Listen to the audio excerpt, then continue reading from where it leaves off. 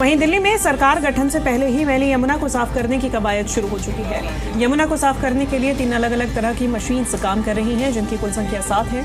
इनमें एक weed harvest machine है, जिससे नदियों और तालाबों से कचरा हटाया जाता है। यह हाइड्रोलिक सिस्टम से चलता है और इसकी मदद से कचरा सीधे गाड़ी में खाली किया जा सकता है। इसके अलावा ड्रेनेज यूटिलिटी क्राफ्ट मशीन भी है, जो यमुना में जमी गाद और मलबे को हटाने का काम कर रही है। यमुना के ऊपरी कचरे को हटाने के लिए ट्रैश स्किमर मशीन से काम किया जा रहा है। दिल्ली सरकार के एडिशनल चीफ सेक्रेटरी नवीन कुमार खुद घाट पर पहुंचकर सफाई जायजा ले रहे हैं। उन्होंने दावा किया कि 3 साल में यमुना को साफ कर दिया जाएगा। इसके साथ ही 2026 तक सभी एसटीपी प्लांट काम करना शुरू कर देंगे।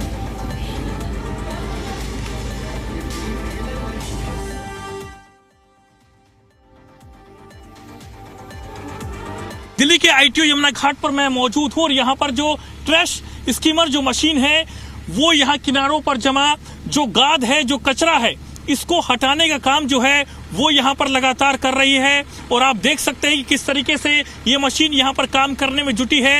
यमुना को साफ करने में ये तीसरी मशीन है जिसको कि लगाया गया है।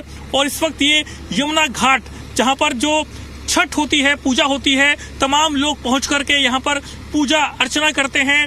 और इसी घाट के आसपास जो कचरा है उसको यहाँ से हटाने का काम जो है ट्रैश स्कीमर जो मशीन है इसके जरिए यहाँ पर किया जा रहा है। और आप देख सकते हैं कि पूरा जो एरिया है वो पूरे तरीके से प्रदूषित है।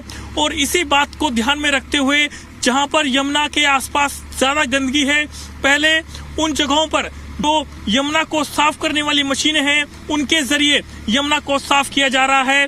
और इस वक्त आप देख रहे हैं कि किस तरीके से जो कचरा है उसको यहाँ से उठाया जा रहा है ताकि यमुना जल्दी से जल्दी साफ हो सके, जो आसपास में जो गंदगी है वो साफ हो सके। तो उस बात को ध्यान में रख करके यमुना के जो किनारे का एरिया है वहां से जो मशीनें हैं उनको यहाँ पर लगाया गया है। और इस वक्त आईटीओ की ये तस्वीरें आप देख रहे हैं कि किस तरीके से यमुना के जो किनारे वाला एरिया है, जहाँ पर ज्यादा गंदगी जमा है, तो उन सब जगहों पर यहाँ पर जो मशीनें हैं उनको मुस्तैद किया गया है, उनको लगाया गया है ताकि यमुना को जल्दी से जल्दी साफ किया जा सके। कैमरामैन लेखराज के साथ नीरज कुमार गौड़, जी मीडिया, दिल्ली। स्टाफ के साथ खुद पहुंच करके यमुना घाट पर सफाई का जायजा ले रहे हैं। हमारे साथ बात करने के लिए है नवीन कुमार जी। सर, मैं देख रहा हूं कि लगातार आप घूम रहे हैं, अपनी टीम को डायरेक्शन दे रहे हैं। क्या एक्शन प्लान है सफाई करने का? हमारे चीफ इंजीनियर से लेकर एग्जीक्यूटिव इंजीनियर और उनके काम में दिन रात परसों से लगे हुए हैं। और मैं जैसा बता रहा हूँ कि अभी ये ठोस कचरा जो कल जैसे ये इलाका पूरा भरा हुआ था, आज ये मच क्लीनर दिख रहा है। ठोस कचरा, जलकुंभी, प्लास्टिक, जितने भी फ्लोटिंग मटेरियल है, पूजा सामग्री इत्यादि, उनको ये मशीन उठा रही है और वहां से निकाल के बाहर कर रही है। तो अभी इस पे काम चला हुआ है। पैरेलली चीफ सेक्रेटरी और एलजी साहब ने रिव्यू किया है सारे एसटीपी की व्यवस्था, उसको कैसे दुरुस्त करनी है एक टाइम फ्रेम में 2026 तक। उस पे भी काम कुछ पे चल रहा है, कुछ पे काम और गति देने की जरूरत है।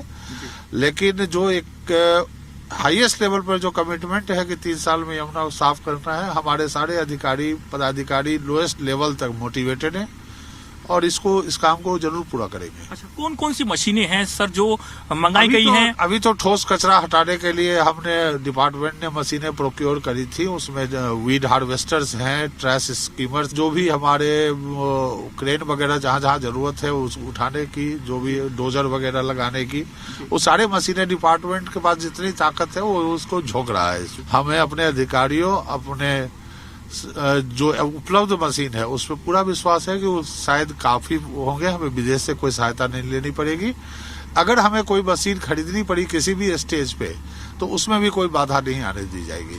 इसको साफ करने में कितना समय लगेगा? क्योंकि छठ पूजा पे हम देखते हैं 3 साल का कमिटमेंट है कि यमुना को पूरी तरह साफ कर दिया जाए। यमुना एक तो है कि आपको कुछ दिखे नहीं बहते हुए, लेकिन उससे यमुना साफ नहीं होती जब तक पानी का क्वालिटी ऐसा ना हो जाए कि उसमें कुछ भी ना हो, कोई किसी भी ढंग की केमिकल पदार्थ या गंदगी ना हो। उसमें 2 से 3 साल का वक्त लगना है और यही हाईएस्ट लेवल का कमिटमेंट है कि 3 साल के अंदर यमुना साफ मिलेगी।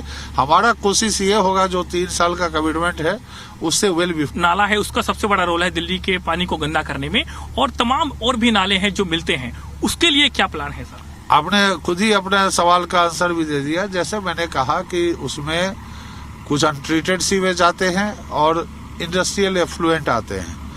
जो इंडस्ट्रियल एस्टेट हैं वहां पे तो सीईटीपी हैं, लेकिन जिन लोगों ने रेजिडेंशियल एरियाज में इंडस्ट्रियल यूनिट खोल रखे हैं उसकी कोई व्यवस्था नहीं है। इन लोगों पे कार्रवाई होगी और इनको मजबूर किया जाएगा कि अनट्रीटेड पानी किसी भी तरीके से नाले में ना छोड़े।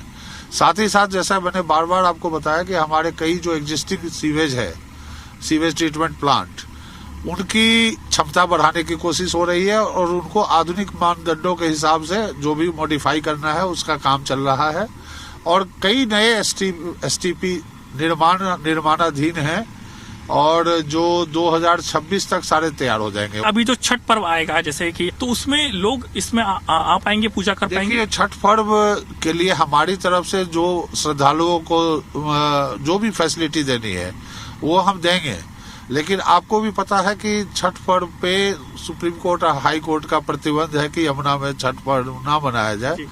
अब हम उसको देखने की कोशिश करेंगे कि हम किस तरीके से छठ पर्व को यहाँ मनाएं कि कोर्ट की मंजूरी मिल सके उसमें रिलैक्सेशन देने की, लेकिन उसमें कोर्ट मैटर है तो अभी कुछ कहना मुश्किल है। जी जी जी जी। तो यानी कि साफ कहें कि 2026-27 तक यमुना पूरी तरीके से साफ हो जाएगी। 27 तक जी, लोग आराम से इसमें आ सकेंगे और नहा सकेंगे। टारगेट तो यही रहेगा, उसके बगैर तो सफाई होगी नहीं, सफाई मानी नहीं जाएगी। जी जी जी। तो लोग आराम से नहा सके, आराम से तैर सके और पानी क्वालिटी ऐसी हो कि वो बीमार न पड़े किसी भी रीजन से। यही हमारा लक्ष्य है और इस लक्ष्य को पूरा होगा। कैमरामैन लेखराज के साथ टी मीडिया, दिल्ली।